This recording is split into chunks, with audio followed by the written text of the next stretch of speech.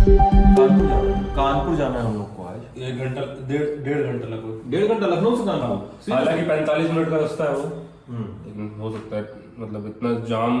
Phone छुपा दो, record कर रहा है ऊपर। शादियों का सीजन है, जैसे कल हम फंसे थे शादी। एक्सप्रेस वे पे ही लग जाए जहाँ पता चला बारात रुक गई। तू तक तूतिया पे लोग ऐसे नाचने लगे ना। हाँ। तो अरे हाँ, जेरी जिस जाम के बारे में बता रहा है, भयानक जाम था भाई। कल अपन प्रतापगढ़ में थे और गए थे एक गांव में, और कल का दिन लेकिन बड़ा गजब था। परसों का भी दिन था ही, कल के दिन का कहानी मजेदार ये है कि हम लोग सुबह कहाँ से निकले थे यार गुरु? सुल्तानपुर से। हाँ, हम लोग परसों कवर किए अमेठी और रुकना पड़ा सुल्तानपुर में, और जाना था अपने को प्रतापगढ़। सुल्तानपुर से प्रतापगढ़ गए और पहले जाके तो एक कांग्रेस के नेता हैं, उनका इंटरव्यू लिए। उनका नाम प्रमोद तिवारी है, और पूरे इलाके में प्रतापगढ़ में फेमस है कि प्रमोद तिवारी और कुंडा के राजा भैया के बीच दुश्मनी है, ये कहानी चलती है। ये मैंने सवाल उनसे पूछ लिया है, और इसका जवाब क्या दिया उन्होंने। और प्रमोद तिवारी ऐसे विधायक हैं जो उनका नाम गिनीज बुक ऑफ रिकॉर्ड्स में है। तो वो बताते हैं कि पहला चुनाव उनको कौन लड़वाया था, कैसे लड़े थे, और कैसे विधायकी के बीच में भी वो वकालत करते रहते हैं, कोर्ट जाते हैं, कचहरी का काम भी करवा देते हैं। तो ये सब वो बताया। वो इंटरव्यू जरा सा देखने लायक है, आप लोग देखिएगा। हाँ, उसके बाद हम लोग चले गए। कल हल्का सा मौसम ठंडा था, बारिश हुई। हम लोग चले गए एक कहाँ, मगरौरा के आगे गाँव दिधौना। दिधौना गांव मगरौरा के पास। और दूर है ना प्रतापगढ़ से शहर से? काफी दूर है। मतलब 40-40 किलोमीटर था, 28 किलोमीटर था तो 23 किलोमीटर, लेकिन हम लोग गलत रास्ता चुन लिए थे। हाँ, तो आयुष बताएंगे रास्ते की कहानी। बताओ आयुष। तो रास्ते की भैया जो रोके थे वो भी बताना, जैसे रेलवे लाइन वाली बात। रास्ते की कहानी ये है कि अब गूगल मैप वाले लोग हैं हम लोग, तो जो लोकेशन भेजी थी वो डाली गूगल मैप पे और सीधे वहां पहुंचने लगे। तो एक भाई जिस भाई ने बुलाया था, उन्होंने कहा भी था कि इस रास्ते से आना, लेकिन क्या है कि वो इतनी आसानी से बोल रहे थे जैसे कोई लोकलाइट हो, ये वाला रास्ता पकड़ना, फिर ये वाले से यहाँ आना, फिर ये वाले से आना, सिंपल। लेकिन ऐसा होता नहीं है। हमने सोचा मैप वाला रास्ता चुना जाए। फिर एक भाई साहब हमें मिल गए, बोले रुको। उन्होंने ऐसे ही जनरल क्यूरियोसिटी, रंग की गाड़ी कहाँ जा रही है, तो उन्होंने ऐसे ही रोक लिया। बोलते कहाँ से आप लोग, क्या है, ये है वो है। जितने उन्होंने रोका, सामने वाला रेलवे फाटक बंद हो गया। और हम लोग बड़ा जल्दी में थे यार उस समय। हाँ। उस समय काफी, मतलब क्योंकि हम लोगों ने कैलकुलेट किया ना यार, 55 मिनट यहाँ जाने का दिखा रहा है, 55 मिनट लौट, वहां जाएंगे, वहां पे इतना देर का शूट करेंगे, वहां पे इतना आने में इतना देर लगेगा, फिर वहां पे शूट है।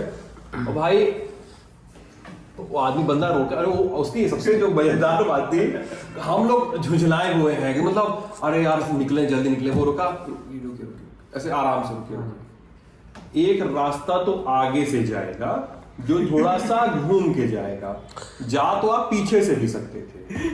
वो ऐसे लोग होते हैं ना, आगे से जाएंगे सीधे लेफ्ट है, हाँ लेफ्ट वो नहीं लेना है।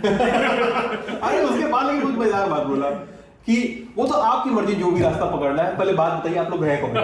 मतलब वो पूरी मदद कर दिया, बोला आप लोग को जो रास्ता पकड़ना है आप लोग की मर्जी, लेकिन आप बताइए आप लोग हैं कौन। आप कौन है पहले ये तो बताइए। उनका ऐसा था कि भाई अलग सी गाड़ी दिख रही थी, मुझे लगा पूछा जाए। और वो पता नहीं क्यों आसपास जाम लगा था, तो वहीं खड़े होकर उन लोग गाली वाली भी बकने लगे थे। तो फिर आगे बढ़े, रास्ता फाटक बंद, मतलब कोड़ में खाज वाली स्थिति होती है ना, जो वैसा था मामला। एकदम फाटक बंद, जाम और रास्ता खराब, और हम लोग मतलब एकदम अंदर से तमतमाए हुए थे कि पहुंचे कैसे हैं। तो पहुंचे तो, लेकिन बढ़िया चीज देखने को मिली हम लोग को। मतलब प्रतापगढ़ आंवले का बेल्ट है, और आंवले के बेल्ट में एक आदमी ने ऐसा प्लांट लगाया है जो 100 रुपए का मिलता है, और बड़ा होता है प्लांट जब काटने लायक, जब हार्वेस्टिंग लायक, उसकी कीमत लाखों में होती है। वो क्या है मसला, वो भी एक वीडियो अलग है, उसको देखने लायक है। हमको बहुत डर लग रहा था सांप से यार। नहीं, वो तो फिर हमने बताया ना, सांप वाला एक मिथ भी दूर किया, चंदन और सांप वाला जो एक खोल दिए वीडियो में। हम इतना 100 रुपए का प्लांट बता रहे थे, 100 रुपए का चंदन बता दिए। अरे तो इतना तो बता ही सकते हैं आप। अरे इतना कहाँ बता रहा था आयुष जी, ये टीजर वीजर देना नहीं जानते आप। आपका यही थंबनेल का गेम गड़बड़ है गुरु। नहीं, लेकिन ये बात सही है, वो आपको समझ में आना चाहिए। और तुम बहुत अजीब आदमी यार। सांप वाला मिथ पे भी हम थंबनेल डाले थे। अरे तो वो तो है ना, तो वो तो अभी बताया कहाँ क्या मिथ है और क्या नहीं, लेकिन मिथ है कि नहीं ये भी नहीं पता ना अपने को। तो मैंने बता दिया है क्या? हाँ क्या पता? क्या पता। तुम यार बहुत शैतान आदमी हो।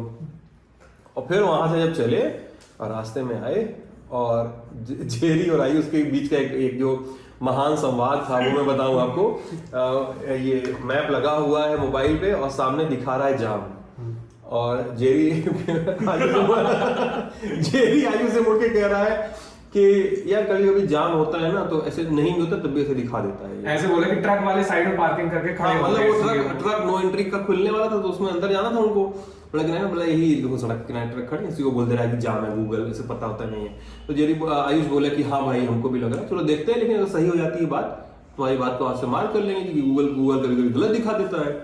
तो लेकिन इतना बुरा जाम, मतलब गांव से घूम के गए तो गांव से घूम के गए तो अंदर ट्रैक्टर फंसा हुआ है, फिर पहुंचे तो गाड़ी फंस गई, फिर गाड़ी से माइक कैमरा लेके हम लोग पैदल भगे और फ्लाईओवर के ऊपर चढ़ गए। इस बीच हमारे एक सहयोगी हैं सुनील जी, स्थानीय पत्रकार हैं, वो लोगों को वहाँ पे जहाँ हमने इकट्ठे होने की शाम की जो गपशप होती है वहाँ सब लोगों को ओपन इनविटेशन रहता है, तो वहाँ लोग रुके हुए थे। अब सुनील जी लगातार हमारे संपर्क में थे कि कहाँ है क्या है, जाम में फंस गए, तो वो सब लोग उनके ऊपर चढ़े जा रहे थे कि कहाँ है क्या है।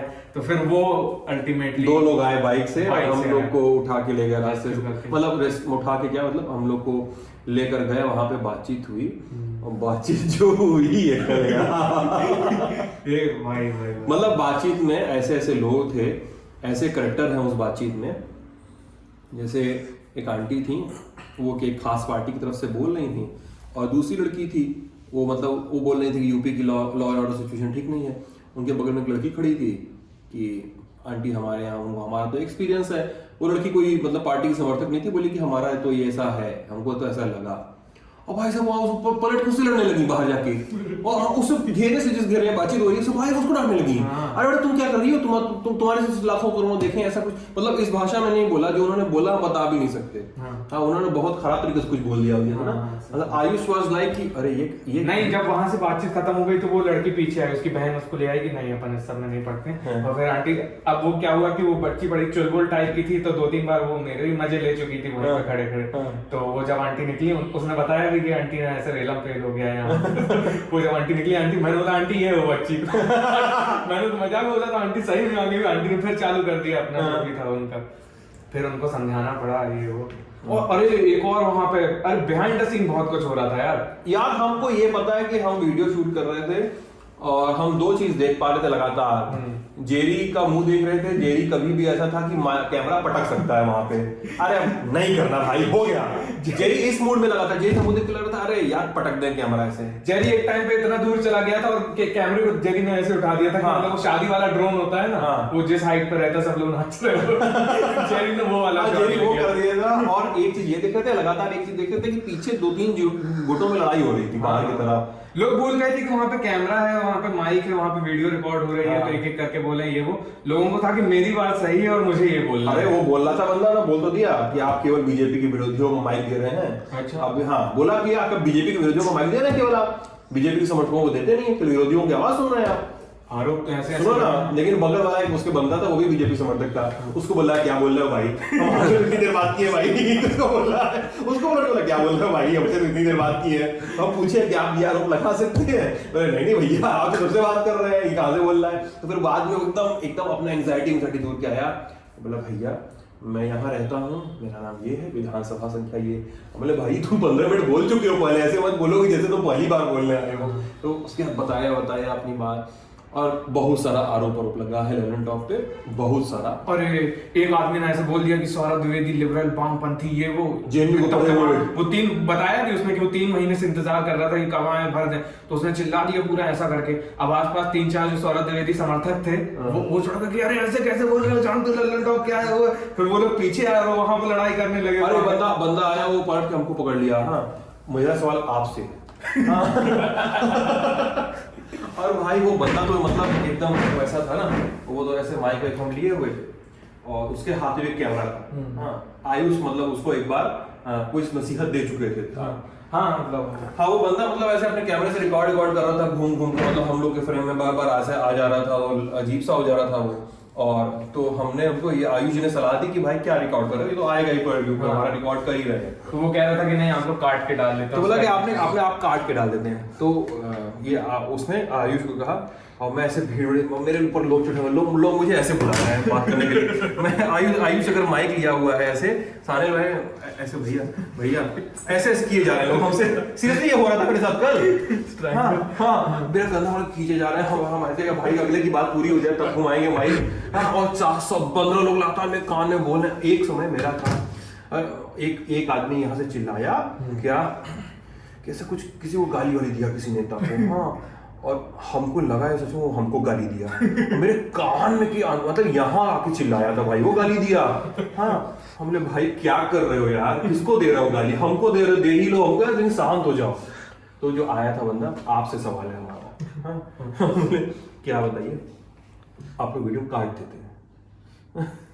और उसने फिर बाद में पूछा कि ये जो मैंने बोला ये तो नहीं कटेगा। हाँ बोला, मैं ये बोला नहीं, उसने बोला कि मैं जान रहा हूँ आप ये मैं ये बोल रहा हूँ ना ये भी आप काट देंगे। भाई लेकिन स्क्रिप्ट बना रखी थी। उसके बाद बातचीत हुई, हम लोग को ये पता है यार, ये सब बहुत सारे लोग प्यार करते हैं हम लोग। अरे पीछे तो बहुत खतरनाक सीन हो गया था। तो जो सौरभ द्विवेदी हेटर था और सौरभ द्विवेदी फैंस जो थे, तो सौरभ द्विवेदी फैंस ने बोल दिया ये इनकी बात मत सुनिए, इसके दिमाग में गोबर भरा। तो वो तमतमा के मैंने बोला अरे मैं योगेंद्र यादव बन गया था। सबको अपनी बात बोलने का अधिकार है, नहीं ये वो। तो मुझे फिर उसकी साइड लेनी पड़ी सौरभ द्विवेदी हेटर की, कि नहीं कोई बात नहीं। वो लोग 3-4 लोग चढ़ गए थे यार उसके ऊपर। हाँ अरे कल उसके बाद जो बस वो बंदा बोल दिया वो लड़ गए, तो उधर सब उसको मेरे सामने ही उसको लेकर गए थे पीछे सब। अरे ललन टॉप बेस्ट है, चलो किनारे, हमको लगा मार देंगे ललन टॉप बेस्ट ऐसे करने के चक्कर में। लेकिन यार मजा आता है लोगों से बातचीत करके, लोगों की प्रतिक्रिया सुन के। आप क्या सोचते हैं हम लोगों के बारे में, आप क्या सुनते हैं हम लोगों के बारे में, क्या राय रखते हैं। कल लेकिन एकदम मतलब हम जेरी आयुष सब लोग भरे हुए थे, इस वजह से भी कि जाम बहुत भयानक था, और इस वजह से भी कि बहस बहुत भयानक थी। और गाड़ी का जब दरवाजा बंद हुआ, हम लोग लखनऊ की और अग्रसर हुए, गाड़ी के शीशे चढ़े।